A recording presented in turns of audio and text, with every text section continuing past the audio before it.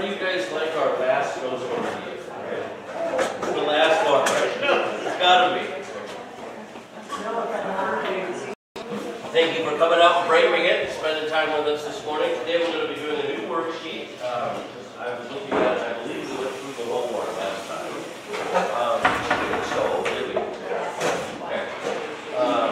And so this one is titled The Evil Eye, and talks about Randy and his daughter, or his sister, some of the experiences that they had.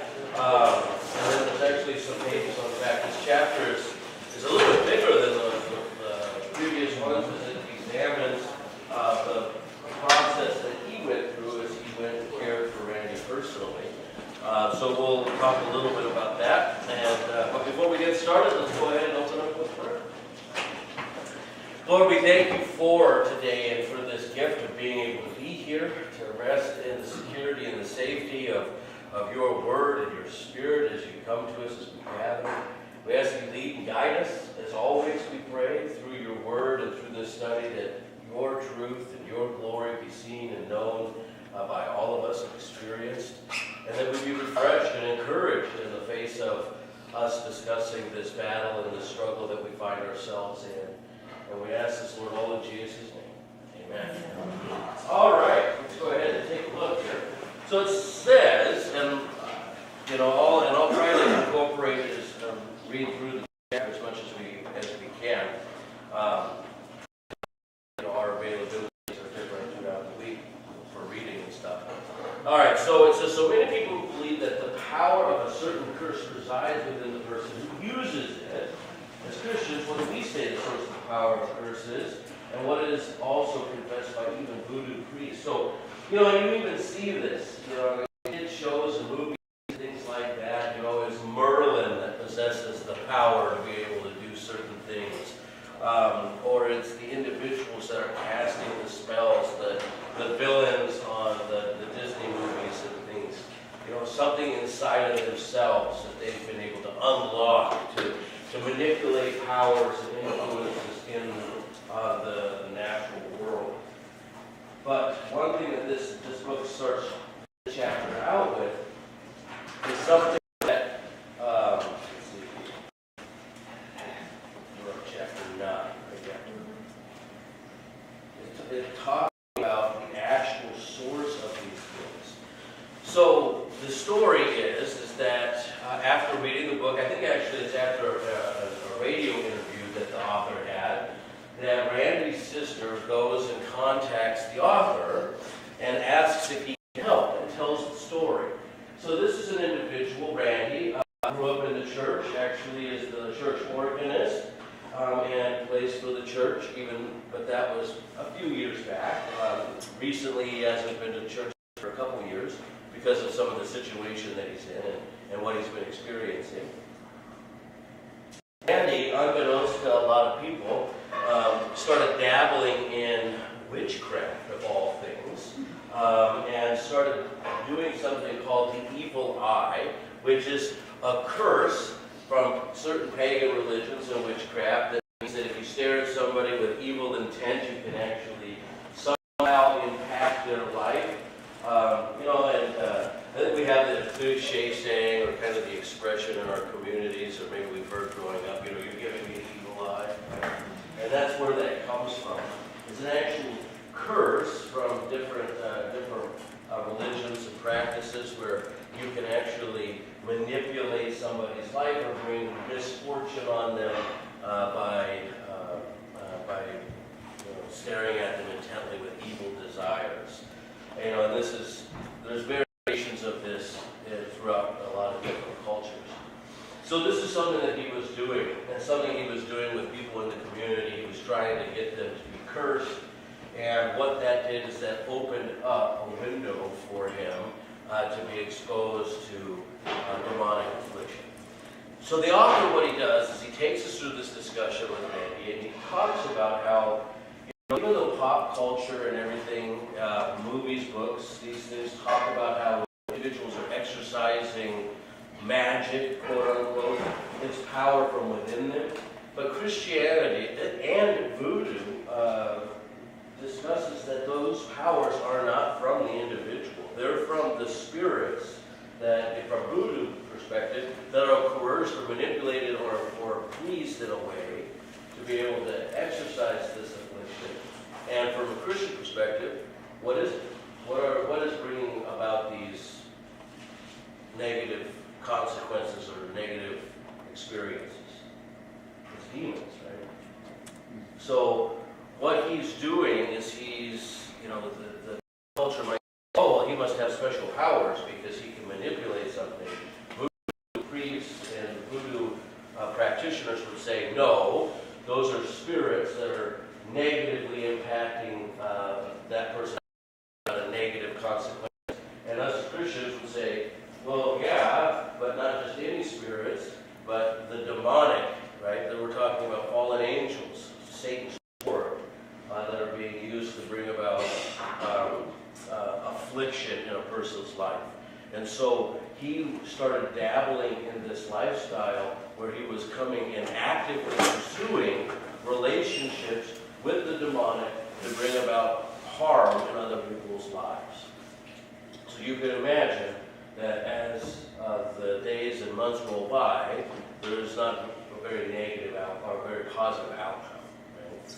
And this is why Randy's sister reaches out to the author to say, I think you can help because your book, this book and the previous one that he wrote about demonic affliction in Madagascar, describes exactly what my brother is going through and exactly what he's experiencing. And so we have the author starting this conversation with this family. So let's just start out with the first question. I kind of went through it a little bit with you. So it says, many people believe that the power of certain curses reside within the person who uses it. As Christians, what do we say the source of power in a curse is? Or what do we say is the source of power in a curse? What do we say? Satan and the demonic, right? And again, in a way, this is also talked about with voodoo religions as well. These are spirits. These are not, it's not something inside the person that's doing it. So, it's kind of a jolly little...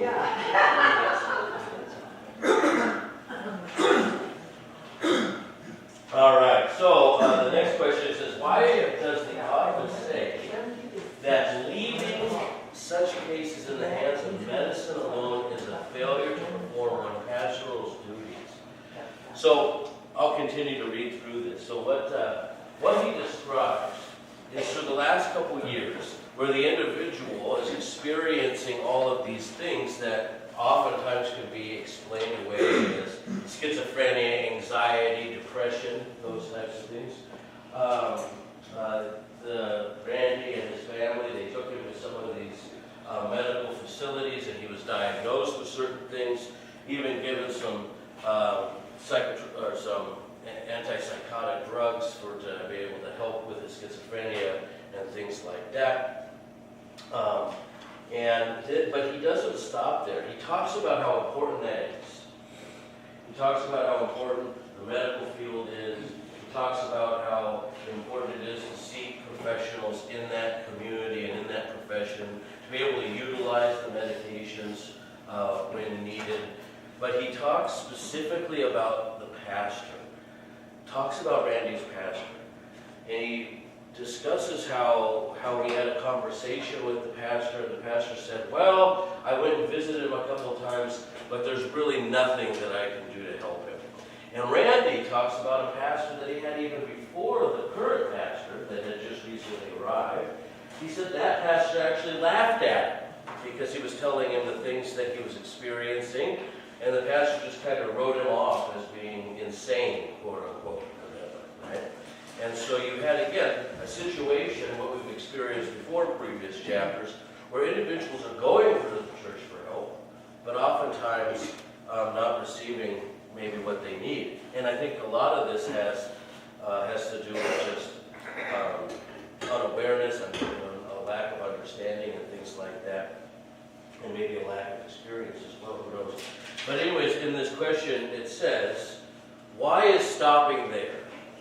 Why is it stopping there, just letting somebody go and experience the mental health fields or the medical fields, how he describes a failure to perform.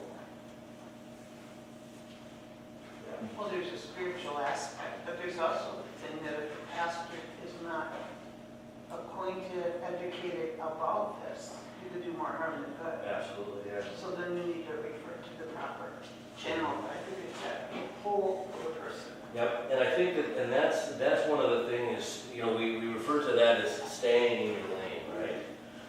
And that's really important. It's not that the pastor's taking over the mental health issues, but realizing that this is a whole person, and knowing that that person's physician, that person's mental health counselor, being able to make relationships with those individuals so that they can care with them alongside them. Right? Because these individuals are also spiritual beings, right? Remember we talked about that before. You're not just spiritual at certain times in your life or experiencing spiritual reality at certain times. You are always spiritual because you always have a spirit. And I think this goes into the next question. It's question number 4. Is why do we always treat these things like they're mutually exclusive? You know, if we can explain something away as somebody experiencing schizophrenic thoughts, right? Hallucinations and delusions and things like that, why do we just say, oh, well, that's what that is?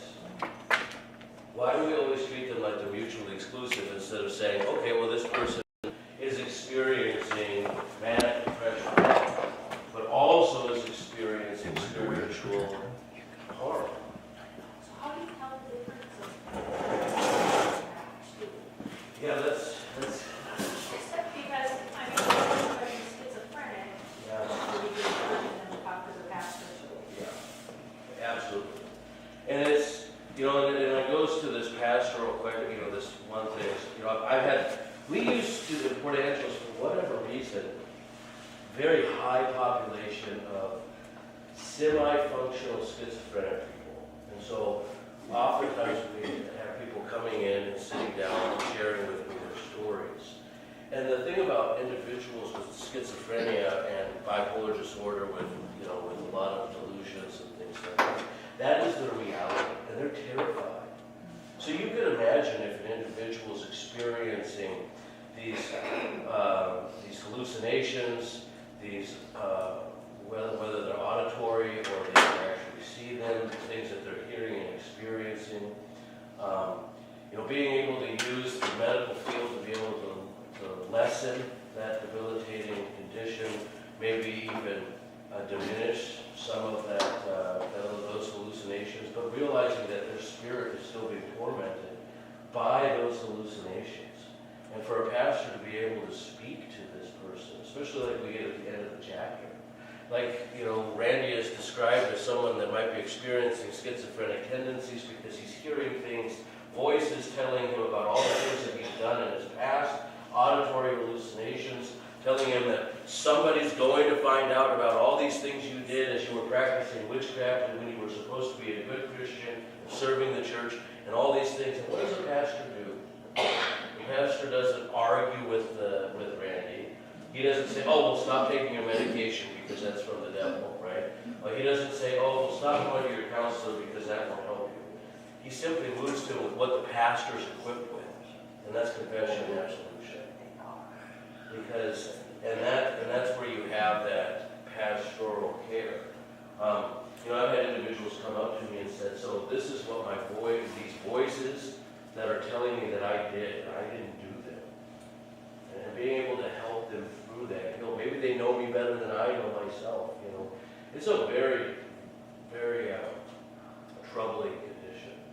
And, you know, and I think that, and I think you're right, Sue, to a large extent, you know, is that we want to make sure that we're staying inside our lanes, and that's what this pastor did here in this book, right? What he's equipped with is confession and absolution. What he's equipped with is baptism. What he's equipped with is the Lord's Supper. He's not equipped with, you know, knowing all the psychotropic drugs that are out there that might be able to help with those things.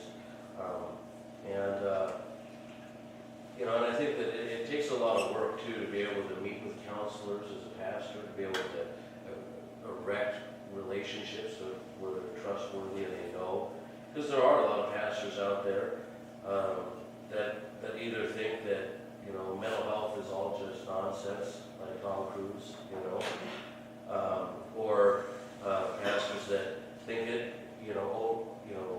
think, when I mean over-spiritualize, mean everything's spiritual, instead of really remembering that we are body and soul, right? And our minds and all those other things are very important too.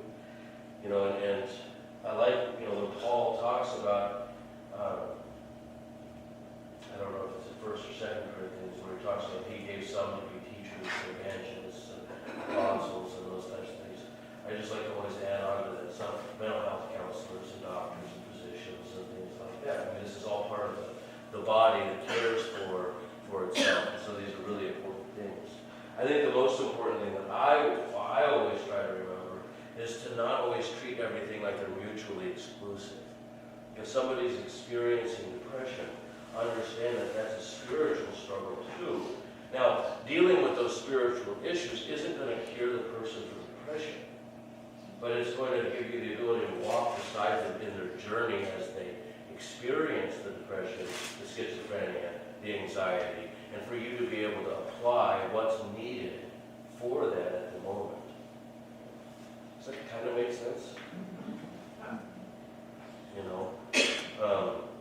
Because a lot of these things, you know, everybody, you get these diagnoses, you know, schizophrenia, bipolar disorder, borderline personality disorder, all these really, all these diagnoses. This is not something that they are going to be able to take medication for, just have all the symptoms, you know, just magically disappear. Right? And, you know, it's a lifelong battle, you know. That individual that came 2 years ago to the community, he was the one that jumped off the San Francisco Golden Gate Bridge and survived it, and now he goes around and gives presentations, talks about how God saved him through it. In fact, that was, as soon as he jumped off the bridge, he immediately began to pray because he knew he made a major problem or mistake. He talks about how he continues to go to counseling, continues to do his regimented medical process and all those medications and everything, but he is so overt in saying it is a struggle every day. I have to fight it every day. And so I think that's that's something we need to always keep in mind. That it's not just something that is alleviated, but a chronic condition for a lot of individuals. Yeah. I don't know if this is related, but there's a high incidence, I think, up in that area back in what, the 50s, 60s, for LSD, Oh, yeah. psychotropic drugs. Yeah. Have you ever did any research on that? There's such people that are in certain areas that have these problems that maybe they're started out by burning their brains out with some of these drugs. Yep, so that's just one of the studies that they probably won't ever tell you, especially here in Minnesota, it's certainly not in Washington, is that schizophrenia, late onset schizophrenia is in a lot of ways linked to marijuana consumption. And so they obviously don't want to talk about that because they're trying to legalize it because it's a great tax revenue, right? Which it turns out it isn't. But anyways, because it creates its own sort of problems for communities. But you have a lot of things that are linked to, especially late onset. You know, you have schizophrenia. You know, onset for schizophrenia is like 16 to 25. You know, this is, and it's a late onset type of thing. But you also have other things, you know, LSD, other forms of acid, hallucinogenic drugs and things like that, that alter your brain chemistry.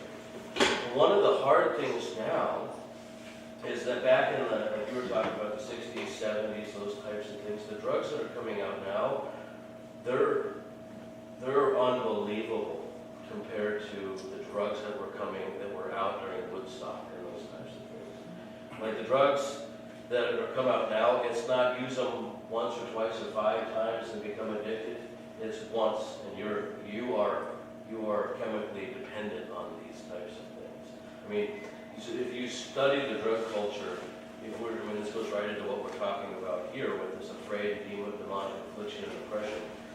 I don't know how anybody that's involved in the drug culture or policing of it, a task force and things like that, do not believe in Satan, because these are hand-tailored drugs to destroy humanity. That's the only purpose of them. And now you have this new drug, this what do they call it, tranq, and it's animal tranquilizer that's laced with fentanyl.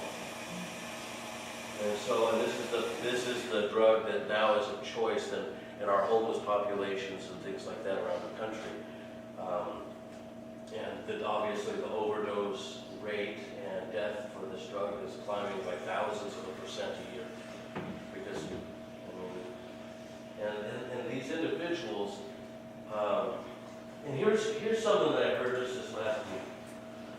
Is that, you look at individuals that are struggling with drug addiction, they're homeless, they're on the street, they're dealing with these things, they're taking things called tranq, and this clinical psychiatrist said, I can tell you that that person probably has a logical reason why they're in the situation they're in. Because our minds are hardwired, right, to deal with relationships and conflict and the things that we experience. It's not like that one day that one person just woke up and said, you know what, I'm just going to be homeless and drug addicted. They made a series of choices based on their life circumstances that led them to be in the circumstances. And right now, the most logical choice to them, as outlandish as it might seem to you and me, to deal with their problems is to take these drugs. And that's how they become a self-perpetuating problem, and why it's so hard to break them from the cycle, because they go to rehab, they might be clean for 6 months, but they go back onto the streets, but they've learned that the only logical solution to their problem is this. So I take so many trips to rehab to break this cycle that they're in. How are Well, they're cheap. A dose of brown heroin, Mexican brown heroin, right, is cheaper than a cup of coffee. So you have individuals, wondering why it is that you have all these. And this is why what happens. Like, for instance, this was a big the opiate crisis, especially when we were dealing with in the West Coast. I'm sure you guys dealt with it here. They've been dealing with it in Illinois, all over the place, where you get these opioids, for pain management, and then when insurance or Medicare drop off, the price of those opioids are exceedingly expensive, and so you start going to the street to find where you can get synthetic opioids, which is heroin, and that's it.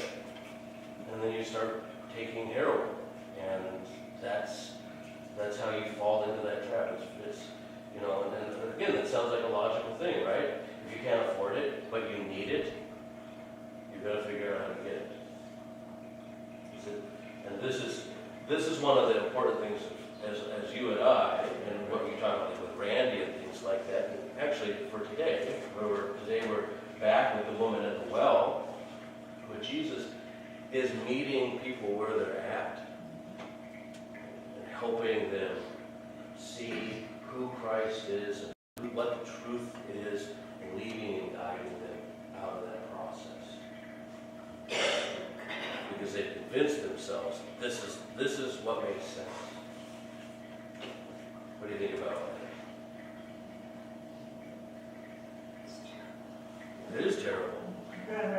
We had supposed to be one of the worst right now. we had a good friend that's exactly what happened. He had back surgery, and Medicare ran out, Medicaid ran out. He couldn't work, couldn't go to work. Found out 2 weeks after his death from overdosing that he had been going downtown and buying brown Mexican heroin and mainlining it to try to kill the pain. This guy was successful, functional member of of the community, had a great job before he had his accident. You wouldn't, 5 years before he did that, you would have ever thought that he would be in that situation. You know, and this is the kind of, this is what I'm talking about, how this is satanic, right? Is that you can, how fast Satan can get a hold of you, convince you that this is a good choice, and then just destroy your life. Literally, to the grave. Yeah. This discussion really makes it clear what it says in John chapter 10, the thief comes to steal, kill, and destroy, but Jesus comes to give abundant life. And exactly, and it's, yeah. Well said. Well said. Any other thoughts? It's John.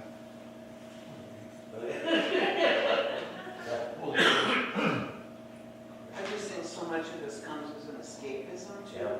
You know, because you just see this, you know, I don't teach anymore, but just to see what's happening to kids and what they're dealing with on a daily basis. And, you know, I think Minnesota has, from what I remember, the lowest amount of counselors, you know, in the nation, where we should have a lot more. And they can't give the vocational counseling because they're so busy putting out fires for kids lining up. I mean, there's literally kids lining up every day in our grade schools, middle schools, and high school.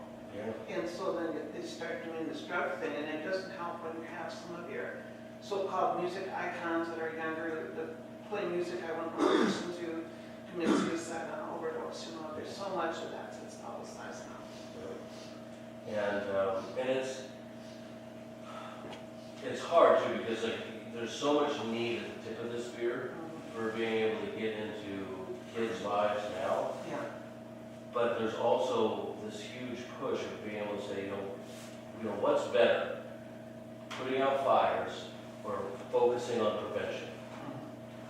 Now the problem with focusing on prevention is that's like cutting off a branch or your arm to save the rest of your body, you know, and you don't want to leave those children behind. And so it's the thinning out of resources, because you have so many dedicated towards fires and things like that, and parental support, guidance, education, and then all that prevention work. What did you want to say? You're getting restless. I mean, law enforcement gets involved in a lot of that. Yeah, and that's what's so unfair. You know, you can be mad about a lot of things over the last couple of years when it talks about people and how they talk about law enforcement. I get really mad about that, about the attacks on law enforcement and the attacks on teachers, because we as a culture have turned those positions into 15 careers. As a law enforcement agent, you have to be a counselor, an arbitrator, you have to be a law enforcement officer, you have to be, I mean, it's just, you have to be everything in the world when you show up, right? And which one are you going to be? And how do you know which one to be in that moment? Because when you're usually walking into a moment, it's a crisis. So you don't even know all the circumstances, but you're supposed to pick the correct way to interact with that all mess, right? The same way with teachers. You know, teachers now they had this huge training in September for our school district to have trauma-informed classrooms. And what that is, you know when you used to walk into a preschool room, what is the first thing you notice when you walk into a preschool room? Kids are laughing, it's loud. What are the colors like? They're bright, they're all over the place. Now when you walk into preschool rooms, they're muted colors. It's like a pale blue, a pale green, a pale brown. They're calming environments. So these are trauma-informed classrooms because statistically the most stable places in children's lives right now are in the classrooms. You have teachers' hearts that are breaking because they watch their kids get on the bus and go home because they know what's at home. I mean, this is sad. And so when people attack teachers and police officers and things like that, it gets me sad because it's like people don't really fully understand the magnitude of the situation. Because most teachers And I would say most law enforcement officers aren't there to make problems. They're there to try to help as much as possible. It was probably 20 or 25 years ago through the adult education process that a group of pastors saw a need to establish in the training sessions greater parenting skills. And they offered it in the morning, evening, afternoon, and evening so that nobody would have an excuse time-wise. And this was spread through several locations in the community. Not one person showed up. And I think that that is probably the most frustrating thing on the planet. You know, and I know that it's not just churches, but all sorts of church agencies spend a lot of time struggling with that. We know what the needs are. We do the surveys. We do surveys every year. Every agency does their own set of surveys, get the same amount of results. So then we, aim our services towards being targeting these deficiencies in our community, and we're the only one drinking coffee with them. You know, we're the only ones showing up to it. And so that's always the biggest hurdle: is how do you touch? How do you get those contact hours with the families and with those who need it? How do you convince them that they need it? And that's what's sad, because how would you have convinced Randy he needed it in our book? You wouldn't have. And that's the same thing that goes with that homeless person that that psychologist is talking about, because in their mind, their situation in life makes perfect sense. So convincing them that they need help, or that they're not living in a healthy way, goes against logic and reason to them. And so that's why oftentimes what is necessary to bring about change is what Randy experienced in our book, where he's totally dysfunctional, right? He doesn't leave the house, hasn't left the house even to take a walk in, I think they say a year at the end of there, that he hasn't even been out of the house for a year. He doesn't talk on the phone to anybody. I mean, he has completely isolated himself, right? And that is like going back to biblical satanic description. What does a roaring lion do? It calls out individuals and gets them isolated and defenseless. And he is trying to protect himself from the outside world, these voices that he's experiencing, this affliction, this mental illness. By erecting all these walls around himself, he's put himself in prison. And it's still not helping. Yeah. My niece worked for social services in southern Minnesota, and she would have to go into homes and take the children out of the home. And she only did it for 13 years. She said it was too much. But anyway, she said the situations are so different because she said you would have to take a law officer with you, and she said I went to one without one. But she said you get in there and the parents are upset because you're there to take the kids, and the kids are upset because this is all they know, so they don't want to leave because they're afraid. And she said it's a terrible. She said, Yeah. And that's a great thing to talk about too. Great as in an important thing to talk about is these kids come growing up in these homes. This is normal and this makes sense. So how do you break the cycle? And again, it's we're making all these psychological developments and epiphanies. In the 80s, there was a guy named Friedman that wrote a book talking about generation, and it was cutting edge, right? And it was talking about something called generational transference, and about how if Pastor Ziggy did something in his life that was negative and dysfunctional, the chances are he would pass it on to his kids, they would pass it on to their kids, and they wouldn't even notice that it was dysfunctional. It was functional to them, and they would have to deal with the impact of Pastor Ziggy's dysfunction long after he's dead. And you know what they discovered? This generational transference lasts about 5 to 6 generations. That was cutting edge in the 1980s. Do you know where that's found? Exodus. It's the first commandment. I will punish your children to the third or fourth generation. Listen to the Father. This is what's so beautiful about being a Christian and about studying Scripture, is that the world comes out with, oh, we have this great information. We just made this huge scientific study, whether it's soft science or hard science. And we say, well, yeah, that's been around forever. We've been dealing with generational transference since Adam and Eve, not since the 1980s, when it talks about divorce and things like that. If you ever want an interesting project, though, I can give you one. It's called genoming. So you take like your life circumstances, your narrative of your life in the last 5 years, and then you go and take the exact same time of your parents' life, right, in these 5 years, and describe what that was like. And then you go back even a generation, do research, and find out what was going on in your grandparents' lives at this juncture in their life. And then you go back another one if you can. Right? And then you go forward to your kids. It'll scare you to death. It'll make you realize, wait a minute. I'm experiencing the exact same things. It's pretty neat. I just did that one again. You did? Yeah. And my sons are workaholics. Mm-hmm. You know,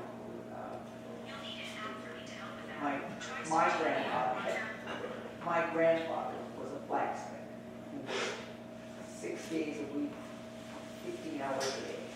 And that's how my dad was. That's how their dad was. Isn't that something? It is. I never thought of it. Well, it's illnesses, things like miscarriages. I mean, it's like I said, it's really startling. But again, it's this whole nothing news under the sun type of stuff, and you realize how interconnected you are as a family, and how your family really does impact your life long after you leave home, long after those kids, all that, how important it is. And what's given rise to is something relatively new called attachment science, and that's really what it's about. It's how you learn throughout your childhood how to basically be a human being. And so you got that passed on to by your parents, and you're just perpetuating the cycle. So, yeah, good stuff. All right, let's try to get back to the work. Yeah. I think, looking at that example, that's part of our problem today, that family has faded over generation. In so many ways. There is no mother and father and children and having working and teaching. There is no parent. There's no family. That's one of the biggest things. And it's not a new thing. I just read yesterday an article that described, this is from Psychology Today, which is a secular periodical, but it was talking about how the Industrial Revolution got dad out of the house, the sexual revolution got mom out of the house. So now no one's in the house. And that's the problem, is that there's nobody for the kids. And actually, that was the one thing people talk about Sunday school. You know where Sunday school came from? Sunday school came from because on the East Coast, people were getting up and going to church. The parents were, and they were leaving the kids at home. And what do you think the kids were doing at home by themselves, unattended, in the early 1900s? Making good choices? No. And the police department was sick dealing with it. So they went to the pastors, which is usually what happens during that time frame, and said, listen, you got to do something at the church, because we got to do something to get these kids with the parents at the church. So they started Sunday school. Okay. It's the same thing that actually happened in the Baptist church and being teetotalers.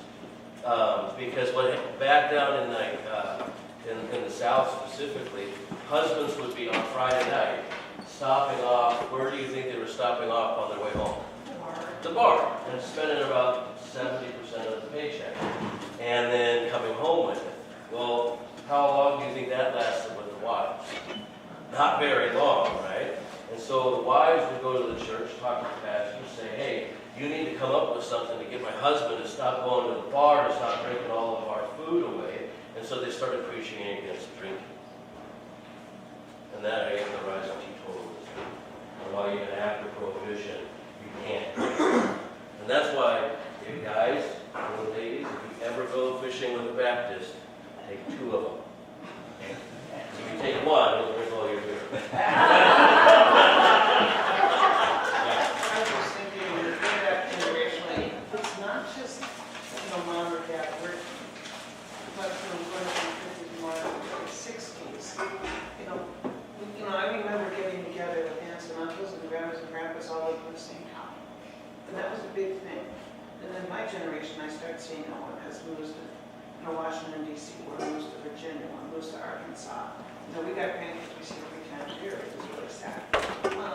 And so you don't have that support of the whole family, with the grandparents, the aunts and uncles. And that to me was huge growing up to have that, but that's all changed now too. And, and this is, going back to our book study, an argument can be made, and in a lot of ways it's my argument too, is that this is rooted in Satanism. Satan wants to break up the family, break up the marriage, break up community, break up the basic building block of God's creation, which is husbands and wives. He wants to destroy all of those things, and the fastest way to do it is exactly what he sees, through provoking our pride and our arrogance. I mean, I'm not saying the Industrial Revolution was bad, right? But you could see how it just totally encompassed people's lives. And it made it the sole priority. Same with the sexual revolution and all these other things. All of a sudden it became self-promotion. And what was left behind was sacrifice and service and community and family and commitment. And there's a new song, it's not a new song on the radio, but it's been around for a while. It talks about Sunday used to be a day of rest, now it's just another day of progress. And they could face the words and sing the country song. And that's so true. Because why should we rest when we continue to self-promote in some way? All right, so let's try to talk about abortion today. So we have some answers to question 2. So why does the author say leaving such cases in the hands of medicine alone, that's what's supposed to be one word, so is a failure to perform one pastoral duty? Now this is a direct from pastors to pastors talking about how this is a kind of a call to service. Hey, you need to be taking this stuff seriously. We're talking to the role of pastor in the church. Right? And there we go. It's not saying that the pastor should take over the mental health in any way, shape, or form, or take over the medical treatments that are being done in any form. It's saying that he needs to, and the church needs to, understand its role, because it does have a role. So some argue that a real Christian cannot be possessed by a demon. Is that true? Why or why not? He talked about this just briefly in the book. I think I occasion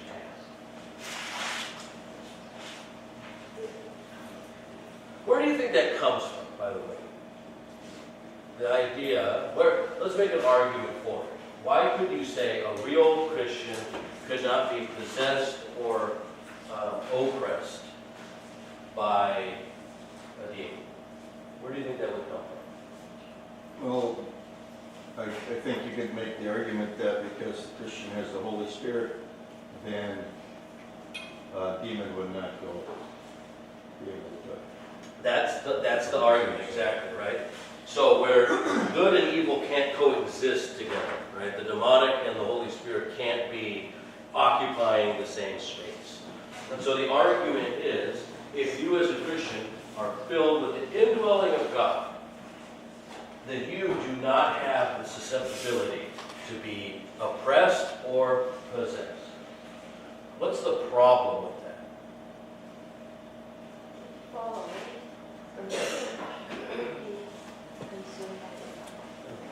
he was like in Randy's case, right? He was, I mean, we don't know his true heart, but I mean, you could make the case that he was a Christian, right? What made him susceptible to demonic oppression? His sin, right?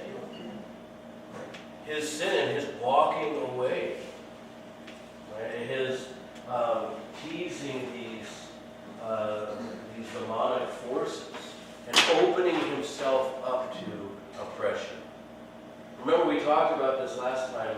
We were talking about how Jesus is the only exorcist. And what Satan always wants us to do, or the demonic wants us to do, is bring ourselves into the equation. We can never stand in the fight. So whenever we decide to stand on our own, apart from God, then all you have done is open yourself up to being just steamrolled. And so it's not that he stopped being a Christian. It's that his sinfulness teased and opened up a window for him to be exploited. And he gets into this. Now, I think I want to read some of these portions for you, because these are quotes from Luther. And so Luther had some really interesting takes on demonic affliction, oppression, mental illness, and even suicide. And believe it or not, I think he's right. So, so here's the first one on page 130. It says, "The first thing you and your congregation ought to do is this: pray fervently and oppose Satan with your faith, no matter how stubborn you resist. About 10 years ago, we had an experience with this neighborhood with a very wicked demon, but we succeeded in subduing him by perseverance and by unceasing prayer and unquestioned faith. The same will happen among you, and if you continue in Christ's name to despise the derisive and arrogant spirit, and do not cease praying. By this means I have restrained many similar spirits in different places, for the prayers of the church prevail at last." So in this one, he's counseling another pastor who is writing him about how to deal with a woman who is possessed by a demon of some sort. And so in it, it's not just argued about whether or not it's possible, it's assumed that it's possible. Because what are you? You are Satan's mark, the target. And he will do everything he can do to get you, or the demonic, that is the one thing, that we want to do, is always talk about the demonic, not Satan, because Satan isn't omnipresent or all-powerful. But to tempt you to walk away and to open yourself up to vulnerability. Okay. Another one where he talks about, this is Anthony Lauterbach. This is on page 131. This is another good one talking about physical causes and demonic causes of diseases. He says, physicians observe only the natural causes of illness and try to counteract these by means of their remedies. They do well to do this, but they do not understand that Satan is sometimes the instigator of the material cause of the disease. He can alter the causes of diseases at once, and he can turn a fever into chills and health into illness. To deal with Satan there must be higher medicine, namely faith and prayer. See, and I don't know if this is part of the Industrial Revolution and the medical advancements that we've made in the 20th century right up to now, of how we have compartmentalized these things. But during the time of the Reformation and earlier on, everything was seen as interconnected. And we're getting to that point again, especially now with mental health. I mean, the fact that mental health agencies are putting out grants for churches to be able to teach their congregation members about what mental health is and how you, as a faith community, can help them should be blowing your mind. Because in the 80s and 90s, the mental health field ridiculed spirituality as even something that existed. And then they've come full circle, even paying for it. And putting things where they want to put in the new DSM-6 or whatever it does come out as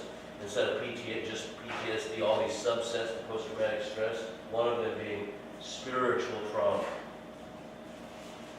That's huge movements in the world of those types of things. All right, demonic suicide. This is when Luther talks about demonic possession causes you to discomfort, and he's comforting a widow with these words on page 132. He says that your husband inflicted injury upon himself may be explained by the devil's power over our members. What is he talking about there? What would that be? To have possession over your powers or over your members. That's possession. So he said, he may have directed your husband's hand even against his will. For if your husband had done what he did of his own free will, he would surely not have come to himself, turned to Christ with such confession of faith. How often the devil breaks arms, legs, and backs and all members. He can be master of the body and its members against our will. Well, I think that's, we all, at least I do, when I hear someone commit suicide, it's kind of like, where is bottom when you could do that? But looking at it as, like you say, the devil gets a hold of you and you just listen to him. Yeah. And again, even when individuals are suicide, they are not committing suicide. One of the greatest myths about suicide is that people think they want to die. People that commit suicide don't want to die. They think death is the solution, the logical solution to their problems. They have gotten it rationally. Okay? They think that they're a burden. They think that they are causing harm. They are that you would be better off without them in your life. And they certainly are not crazy. This is where they are mentally, and like that one psychologist was saying about a homeless person, they have gotten to the place they are because it makes sense to them. And Satan can pervert your thoughts, he can manipulate you, he can get you to be going down dark roads to convince you that this is the only solution. And it makes perfect sense.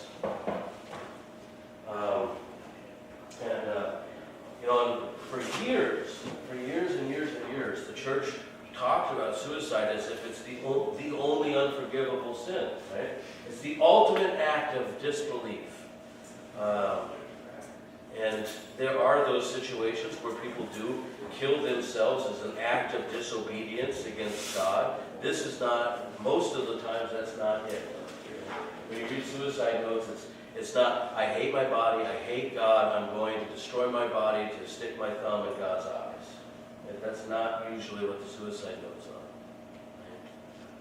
are. And even when you talk about that guy that jumped off the Golden Gate Bridge, he talks about how he was trying to get somebody to give him one reason not to do it.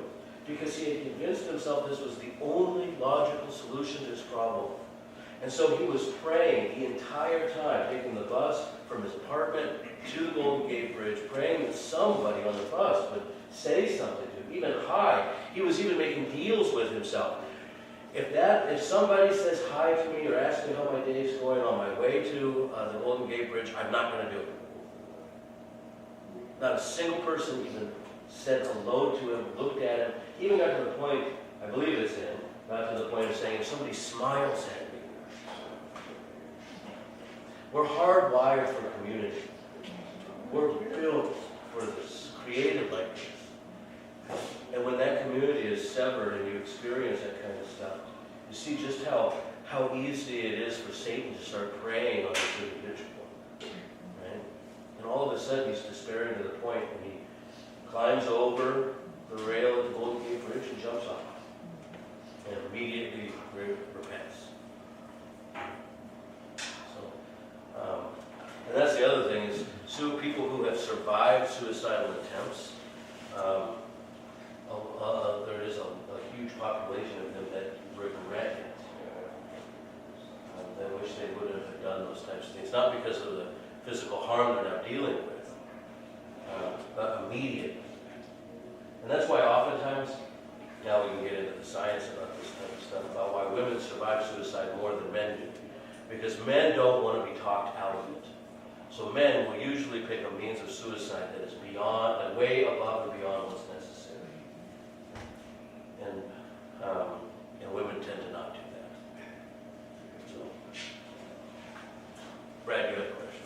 So, Judas was possessed, but Job was not, correct? See, that's always a really good, Job was not, he was oppressed. Right?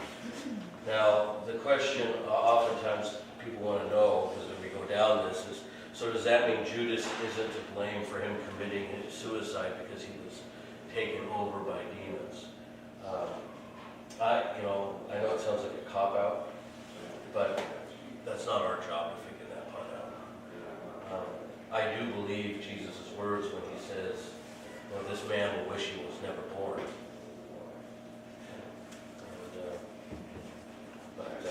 But I mean, the Bible says Satan entered Judas. Entered Judas, yeah. Exactly.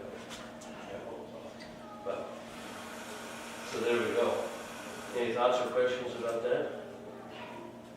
Yeah. I have a question in regards to suicide. Am I wrong thinking that a lot of times when people commit suicide, this is something that they have thought about? And as a human being, one of the things that we many times think in our mind is, I can control myself. And therefore, I'm going to do what I think I need to do. Exactly. Yeah. And there might be so many other things that are happening in their life that convince them that this is what I'm going to do. That's exactly right.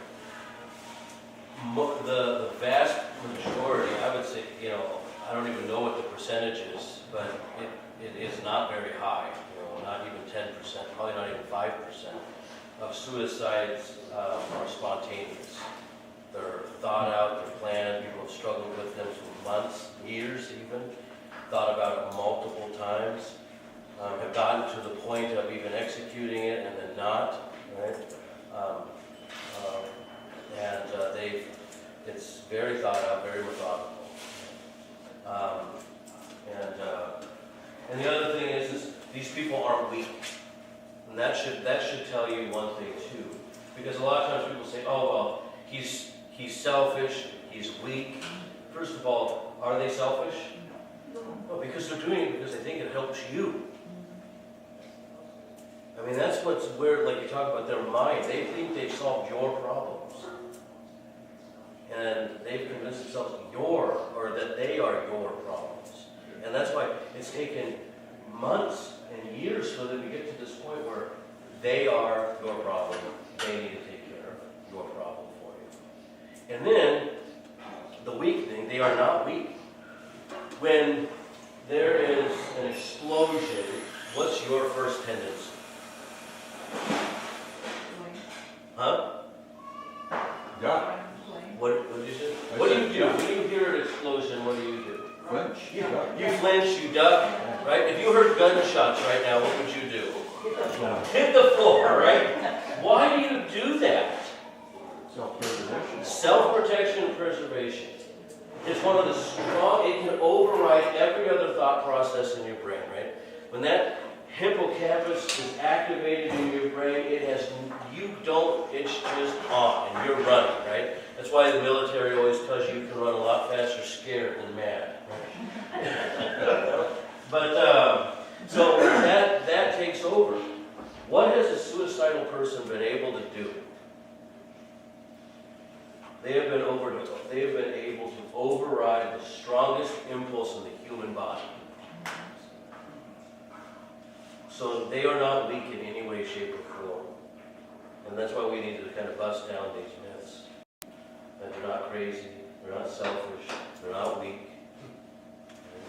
They are hurting people that are lost and have convinced themselves they found an answer to your problems many times. But I mean, you know, we all know, we know that suicidal people go for counseling, and why can't, you would think that they'd be able to get through it. And I'm sure some do, but some don't. Well, and again, you know, you're right, sometimes it's momentary, you know, when we talk about acute disorders where they, you know, maybe they are going through something like postpartum depression, right?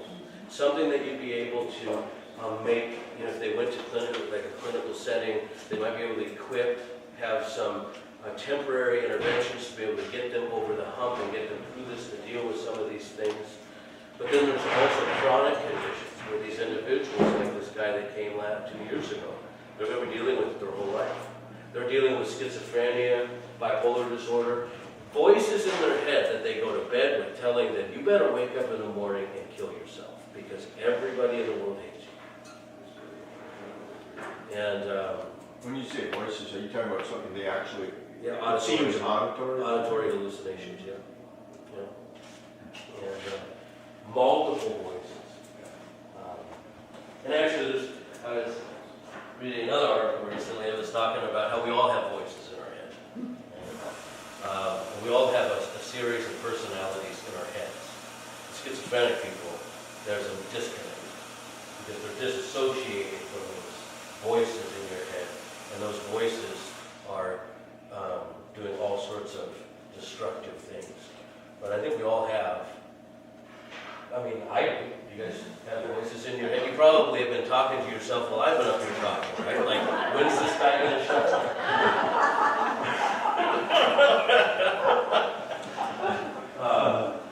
And so, it's just interesting. Interesting thing. Pastor, I have a question.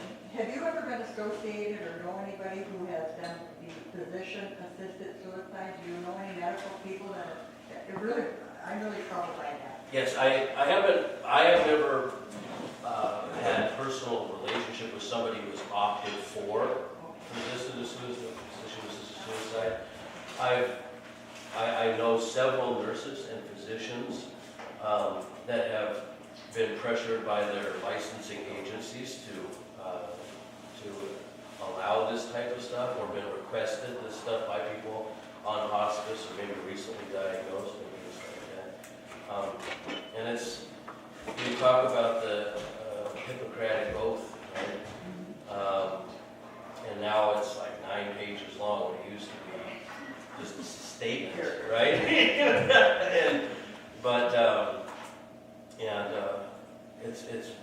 It's very challenging, again, you know, people like to demonize the medical field, like they like to demonize the police or demonize teachers. There are very strong, believing Christian nurses and doctors that are thinking about changing their profession after 30, 40 years in the field because they don't know what to do. You know, and fight every day to keep it under wraps, you know, and to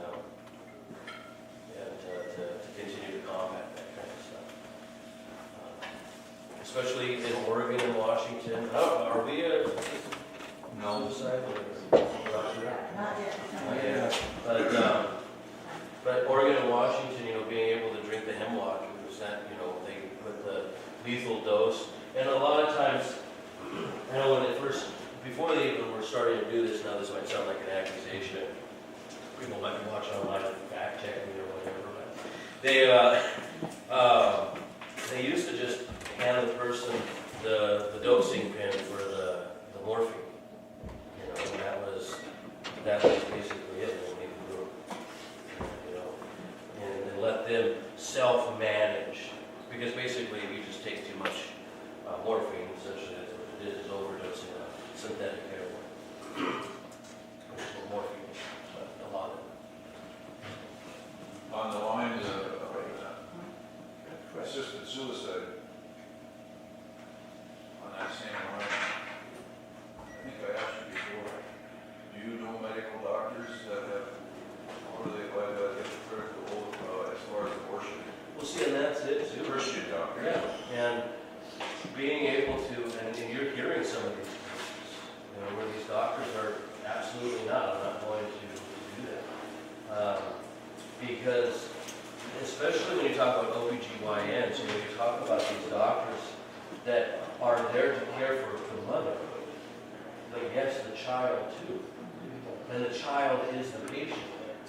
And so how can these OBGYNs advocate, especially these genetic counselors, advocate for pregnancy termination, or however they want to phrase it, when their patient is the child? Because now they're inflicting harm on their patient, undue harm on their patient. And so, I think that you're going to see, I don't know what you're going to see. Is that why it's 9 pages long? That's exactly why it's 9 pages long. And it's exactly why I don't have my license or I'm pursuing my mental health license, right? Because for me to not do someone harm, I'll give you an example. I think I've given you guys this example before. So Naira is, let's say Naira is having an extramarital affair. Well, I won't use you as an example. I'll use Wanda as an example. Wanda is having an extramarital affair, right? And she comes to me because she's got such deep-seated guilt over it. Now, for me, as a pastoral counselor or a Christian counselor, I would say, well, the reason why you have guilt is because you're doing something wrong. So let's stop the doing the wrong, and then and we'll deal with forgiveness, and then we can alleviate that guilt. That's against the Hippocratic Oath now, because my job as a counselor is to make her less dysfunctional and less uncomfortable with her guilt. So a lot of people are arguing that I should be trying to make her help her normalize, and be desensitized to her extramarital affairs so that it doesn't have power over her. So now there's arguments and theories out there saying that counselors need to be, and it's because it's client directed. She gets to tell me what the problem is. And this is a huge problem in society. Because the person that, like the transvestites, right? They are telling the people, like I was listening to this one on the radio the other day. You guys should hang out with me all the time. Right? So, I was listening to one on the radio the other day, and he was saying that medical professionals, clinical psychiatrists, people in the education field have no right to discuss what transvestitism is. Because even though with all their credentials and all their experience and all their diplomas, they still aren't transvestites. So they don't know us, they don't know what's wrong with us, they don't know how to help us. They need to let us tell them how to help us. No, what that is the removal of expertise and authority from society that says that education and things like that are not important. The person's important. So when Wanda comes in, it's client directed. She tells me what the problem is. My problem is guilt. I want you to get rid of the guilt. What would I be doing if I said, well, your guilt is reasonable. You're having this extramarital affair. She could file a claim against my license because I'm causing her undue distress by telling her that her guilt is legitimate and that she should feel guilty. That's where we are as a society. And that's why the Hippocratic Oath is all these pages long, and Harvard Medical School is making them recite all these things, because my job is not to inflict harm. It's to make people feel good.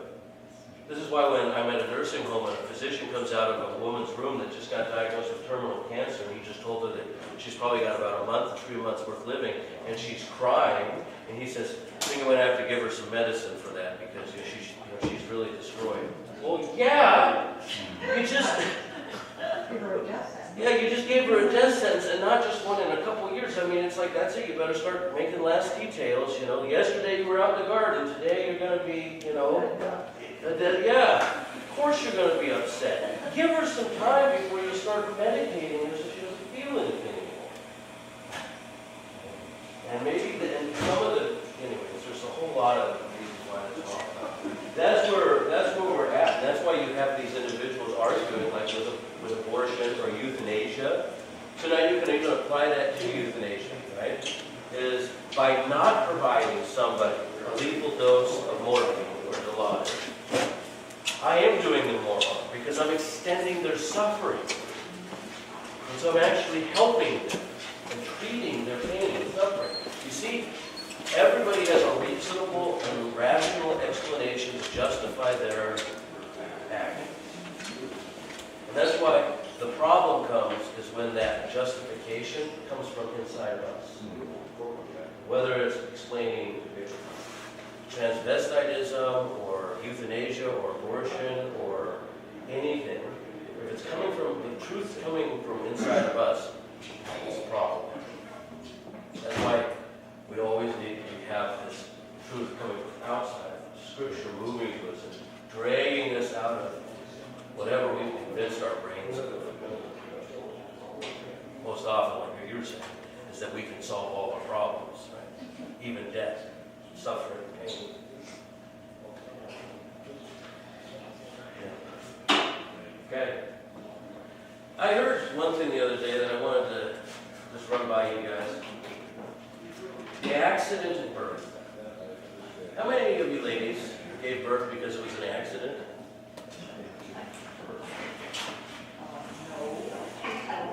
How do we explain? I mean, I can understand being like on the way to the hospital thinking, I can't believe this accident happened. When I think of the word accident,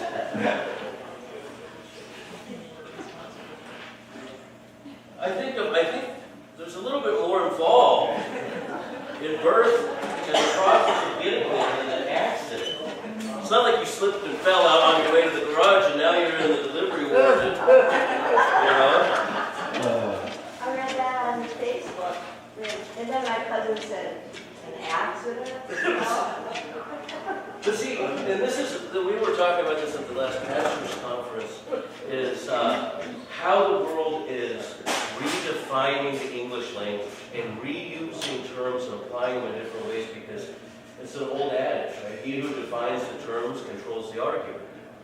So now, if we're talking about birth as an accident, and also if you notice that no longer are you pro-life, you're anti-abortionist.